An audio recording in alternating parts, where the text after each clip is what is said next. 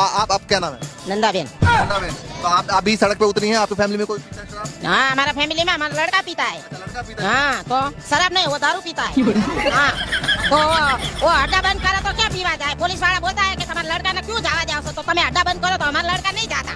अड्डा बंद करो तो हमारा लड़का नहीं जाता। गुजरात में तो वैसे शराब बंद है। क्या बंद है? तो वो क्या पी के आता है? घर पे तो नहीं बनते, बरसात तो नहीं गिरते हैं। दारू में- तो हाँ, सब ठीक है। हाँ, बाहर से पीते आता है, तो क्या करेगी? हमेशा से ऐसे चल रहा है। ये हमेशा से ऐसा चल रहा है। वो पुलिस वाला 5 दिन बंद रखता है, वो पासा ही चालू रखता है। वो 5 दिन बताता है वो बंद से अड्डा बंद से, वो पासा चालू થઈ जाता है। मतलब 5 दिन बंद रहता है, फिर चालू हो जाता है। हाँ, तो हाँ।